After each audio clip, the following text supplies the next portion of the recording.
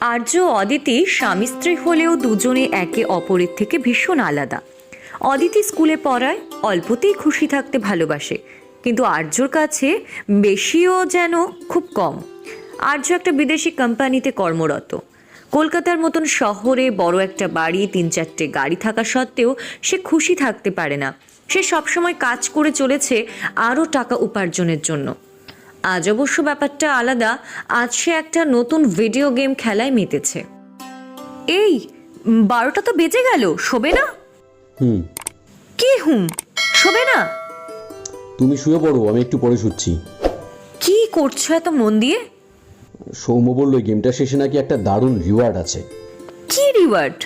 সেটা জানি না, তবে এখন জানো তো গেম খেলেও অনেক টাকা উপার্জন করা যায়। আমি শুনি সবাই বলে এইটা যদি সেই রকম কিছু হয় তাহলে ইউরোপ ট্যুরটা আমাদের আর 2 মাস পরেই করে ফেলবো। গেম খেলে আবার কেউ টাকা পায় নাকি? যত সব ফালতু কথা। আর অত টাকা দিয়ে তুমি কি করবে শুনি? কি করব মানে? কত কি করার আছে, কত স্বপ্ন আমার, বলো তো। টাকা না থাকলে একটাও পূরণ হবে না। কি স্বপ্ন শুনি তোমার? এই যে বিদেশ ভ্রমণ, কতদিনের স্বপ্ন আমার বিদেশ ঘুরবো। আমার সব বন্ধুরা ঘুরে এসেছে, কিন্তু এই বাড়ি গাড়ির ইএমআইতে আটকা পড়ে আমার আর যাওয়া হলো না। তোমার না মিডাসের মতন অবস্থা হয়। মিডাস? সে আবার কে? অনেককাল আগে মিডাস নামে এক রাজা ছিল। কি যেন একটা ভালো কাজ করায় ভগবান তাকে বর দিতে চাইলে সে এক অদ্ভুত বর চেয়ে বসে। কি বর?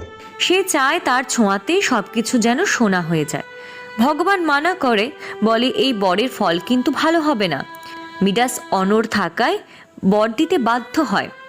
ওয়াও, তাই বুঝি? ফাটাফাটি ব্যাপার তো। তারপর তারপর? ফাটাফাটি ব্যাপার?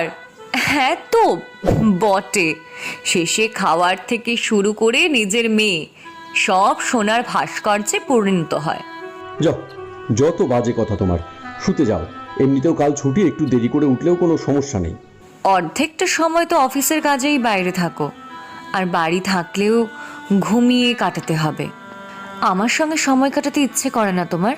কি করব বলো, সারাটা সপ্তাহ তো কাজ করে ক্লান্ত হয়ে যায়, তাই ছুটির দিনগুলো যতটা পারি ঘুমিয়ে নিই। একটু কম কাজ করলে হয় না? কখনো কখনো আমার মনে হয় আমারও সোনার মূর্তি হয়ে যাওয়াই ভালো। অন্তত তুমি সোনার লোভে তো আমার কাছে থাকবে। খুব খেপে গেছে মনে হয়। সত্যি, ও যে কি করে আমার বউ হলো কে জানে। একটুও উচ্চাকাঙ্ক্ষা নেই জীবনে।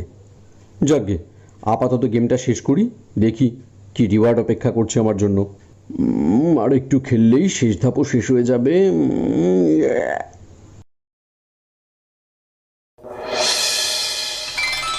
ইয়েস! খেল খতম। এবার দেখি কি রিওয়ার্ড আছে গেমের শেষে। Make a wish. কি মেক আ উইশ? টাকা পয়সা নেই কিছু, এই সব খেলনা পুরস্কারের জন্য রাতের ঘুম নষ্ট করলাম আমি। সৌম্যটাকে পাই একবার, মজা দেখাবো। আমার সব ইচ্ছে পূরণ হবে, তাই তো? বেশ, দেখা যাক কতটা কি হয়। অদিতি যখন কি যেন বললো, মিডাসের বরের কথা না? আমিও মিডাসের মতো যা ছোবো তাই যেন সোনা হয়ে যায়। I want a Midas touch.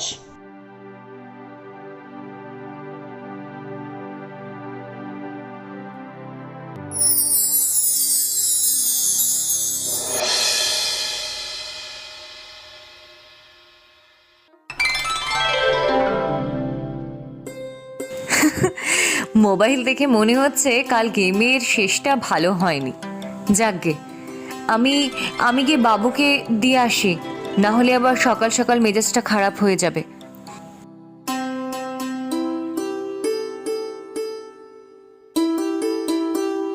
আমার দেরি করলে চলবে না, একটা টাটকা মাছ সবজি পাবো না তাহলে।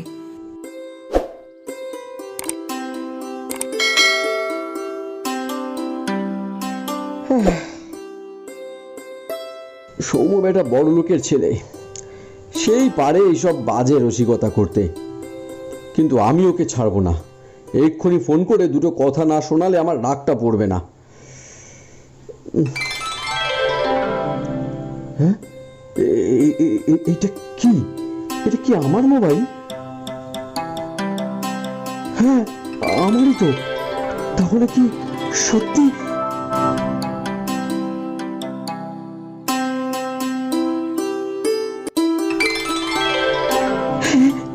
তাহলে কি সত্যি আমার ইচ্ছে পূরণ হলো? ও গড, থ্যাংক ইউ। সত্যিই আর্যর ইচ্ছে পূরণ হয়েছিল এবং সে খুশি হয়ে তাতে আত্মহারা হয়ে আশপাশের সব জিনিস সোনার করে দিচ্ছিল। কিন্তু মিডাসের পুরো গল্পটা সে ভুলে গিয়েছিল, তাই আসন্ন বিপদের কথা তার মনে ছিল না। এই তো সোনা, আমি যা কিছু ছুটছি তাই সোনা হয়ে যাচ্ছে।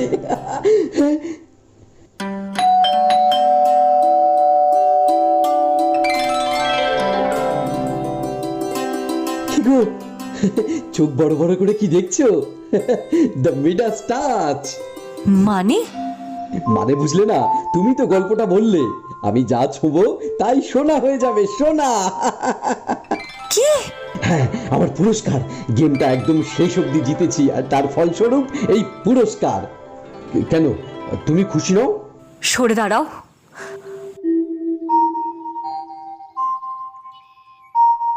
আমাকে এক্ষুনি বেরোতে হবে। কোথায় যাবে, আর কেনই বা যাবে? সবকিছু আবার আগের মতন করতে হবে। সোম তোমাকে গেমটা দিয়েছিল, সেই পারবে আমাদের ঠিক রাস্তা দেখাতে। তুমি চাও এখন যা কিছু হচ্ছে সব বন্ধ হয়ে যাক? কেন, কত ভালো থাকবো বলো তো আমরা? যা চাইবো তাই পাবো। এই পুরো বাড়িটা সোনায় মুড়িয়ে দেবো আমি। কত টাকা আসবে বলো তো আমাদের কাছে? একবার ভেবে দেখেছো? এই এই আপেলটা খেয়ে দেখো। দেখলে তো, তুমি একটা সামান্য আপেলও খেতে পারছো না, বাঁচবে কি করে? তাতে কি হয়েছে? আমি চামচ দিয়ে খাবো। না, চামচ না, সোনার চামচ দিয়ে খাবো। হ্যাঁ, ভাবতে যা লাগছে না? চামচ দিয়ে মাছ মাংস সব খেতে পারবে? সম্ভব সব খাওয়া? ধুর, এই নিয়ে চিন্তা? এটা কোনো ব্যাপারই না। তুমি থাকতে আমার চিন্তা কিসের? তুমি আমাকে খাইয়ে দেবে, তাহলেই হলো। আর আমিও যদি সোনা হয়ে যাই তাহলে কি হবে? দোষ, তা আবার হয় নাকি? তুমি পাগল হয়ে গেছো। আমাকে আজই সৌমকে ডাকতে হবে, নাহলে বিরাট বড় সর্বনাশ হয়ে যাবে। তুমি কিন্তু আমার কথার অবাধ্য হবে না অদিতি। অদিতি, এই অদিতি, কথা বলো। এই এই এই অদিতি, অদিতি, হ্যাঁ,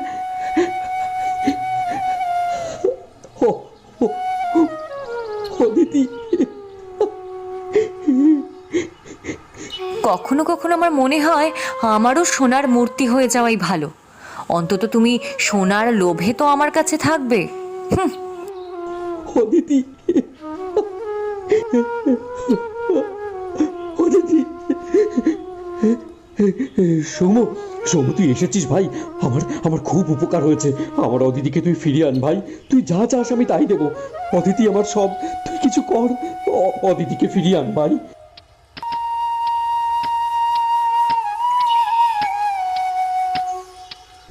বাহ বাহ, তুই তো কোটিপতি হয়ে গেছিস রে আর্য। তোর তো আর কোনো দুঃখই রইল না। কি বাজে কথা বলছিস তুই? অদিতির দিকে তাকা একবার, একটা সোনার মূর্তি হয়ে গেছে ও। আমি আর কোনোদিন ওর সঙ্গে কথা বলতে পারবো না, ওর সঙ্গে সময় কাটাতে পারবো না। শেষ কবে অদিতির সঙ্গে সময় কাটিয়েছিস আর্য, যে তার জন্য মন খারাপ করছিস? তার চেয়ে বরং এই ভালো, বেশ সুন্দর একটা 3 তলা বাড়ি বানাবি, সামনে ফোয়ারা থাকবে, আর ফটকের ঠিক সামনে থাকবে অদিতির এই সোনার মূর্তি। চুপ, একদম চুপ, আর একটাও বাজে কথা নয়। বাজে কথা? কিন্তু এইটাই তো তোর ইচ্ছে, তুই চেয়েছিস, আর এখন তুই মন খারাপ করছিস।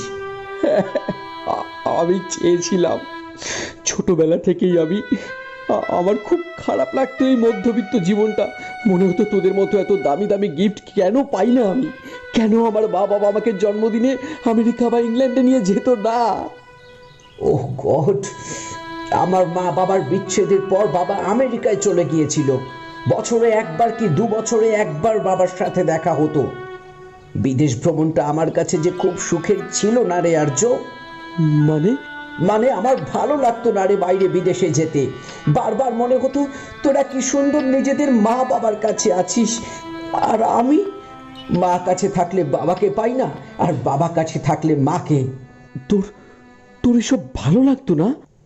না রে, বিদেশ ভ্রমণ, দামি গিফট, এইসব আমার মুখ বন্ধ রাখার জন্য ছিল, যাতে আমি কখনো ওদের কাছে সময় না চাই। কিন্তু আমি সারা জীবন ধরে আমার মা বাবার কাছ থেকে তাদের কিছুটা সময় চেয়েছিলাম, কিন্তু দুজন নিজেদের ক্যারিয়ার নিয়ে এত ব্যস্ত ছিল যে আমার জন্য কারোর সময় ছিল না রে। আই এম সরি সৌম্য, আমি জানতাম না তুই এতটা একা। ইস, একবার যদি জানতাম তাহলে অদিতিকে এইভাবে হারাতে হতো না। একটা উপায় আছে। কি কি উপায় বল না আমায়। অদিতিকে ফেরত পাওয়ার জন্য আমি সব করতে পারি, সব। এইগুলো কিন্তু কিচ্ছু থাকবে না আর্য। মানে এই সোনার মোবাইল, সোনার অ্যাপল, সোনার বালিশ, দরজা, কিচ্ছু না, সব চলে যাবে। ভেবে বল, রাজি? তুই পরে আফসোস করবি না তো? না না না না, আফসোস করবো না। তুই শুধু অদিতিকে আমার কাছে এনে দে ভাই। বেশ, তাহলে আমার মোবাইল থেকে গেমটা এবার আমি খেলি, কিন্তু শেষের রিওয়ার্ডটা আমার বদলে তুই চাইবি। রাজি? হ্যাঁ, রাজি। ওকে, ইয়েস। বল, এবার বল কি চাই। এই সবটা যেন একটা বাজে স্বপ্ন হয়, আমি যেন অদিতিকে আবার আগের মতো করে পাই। তার মানে আমায় লিখতে হবে মেক ইট আ ড্রিম, তাই তো? যা ভালো বুঝিস ভাই।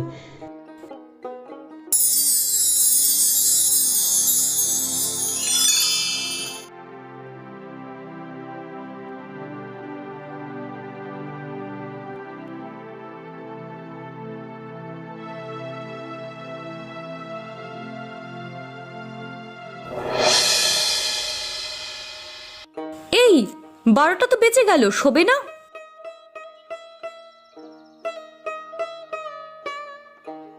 দেখেছো, এইখানেই ঘুমিয়ে পড়েছে। এই আর্য, আর্য, আর্য ওঠো, বিছানায় গিয়ে শোবে চলো। এই আর্য। অদিতি, তুমি? হ্যাঁ আমি। অমন ভাবে তাকানোর কি আছে? তোমাকে কথা বলতে দেখি যে আমার কি ভালো লাগছে না। আমি কি বলবো, আমি খুব বাজে আমি জানি, কিন্তু আমি কথা দিচ্ছি আমি নিজেকে শুধরে নেব। মানে? তোমাকে বুঝতে হবে না অত কিছু, শুধু এইটুকু বলো, তুমি 1 সপ্তাহের ছুটি পাবে তো স্কুল থেকে? হ্যাঁ তা পাবো, কিন্তু কেন ছুটি নিতে হবে সেটা তো বলো। না, ভাবছিলাম তোমাকে নিয়ে একবার ফুল সিলিংটা একটু ঘুরে আসবো। সেই কবে ছোট থাকতে গিয়েছিলাম মা বাবার সঙ্গে, কিন্তু তারপর আর যাওয়া হয়নি। সত্যি আমরা ঘুরতে যাব? আমার যে কি মজা লাগছে না, কি বলবো। কিন্তু তুমি ছুটি পাবে? হ্যাঁ হ্যাঁ, আমার অনেক ছুটি জমে আছে, প্রতি বছর ছুটি বিক্রি করি, এই বছর ছুটিটা নেব। তোমাকে আমি হারিয়ে পেয়েছি অদিতি, আর আমি তোমাকে হারাবো না। আজ আমার সবচেয়ে আনন্দের দিন আর্য। আমারও, কিন্তু ফুল সিলিং যেতে তো সময় আছে। এখন বরং আমরা তাড়াতাড়ি শুয়ে পড়ি, কাল সকালে তোমার আর আমার অনেক কাজ আছে। কি কাজ? কাল সারাটা দিন তুমি আর আমি একসঙ্গে কাটাবো। বাইরে খাবো, ভিক্টোরিয়া মেমোরিয়াল, নন্দন, সব জায়গায় ঘুরবো, সিনেমা দেখবো, শপিং করব, পুরো দিন তোমার সঙ্গে কাটাবো। আর হ্যাঁ, মাঝে একবার একটু সৌম্যর বাড়িতে ঘুরে আসবো। ছেলেটা বড্ড একা, জানো তো। তোমার কি হয়েছে বলো তো? আজ তোমাকে একদম অন্যরকম লাগছে। তোমার মনে আজ সৌম্যর প্রতি একটু হিংসা নেই? এইটা আমি ভাবতেই পারছি না। যাই, শুয়ে পড়ি, কাল সত্যিই অনেক কাজ আছে। হ্যাঁ চলো।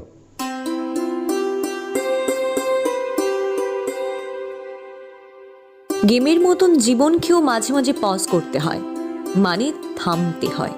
থেমে জীবনটাকে নিজের কাছের মানুষের সঙ্গে উপভোগ করতে হয়। ভাগ্যিস আর্য অদিতিকে হারিয়ে পেয়েছিল, না হলে জীবনের এই সারমর্মটা সে কোনোদিন বুঝতই না। সেই রাতের পর সত্যি এক নতুন আর্য জন্ম নিয়েছিল, যে জীবনটাকে উপভোগ করতে জানে। আর আপনি?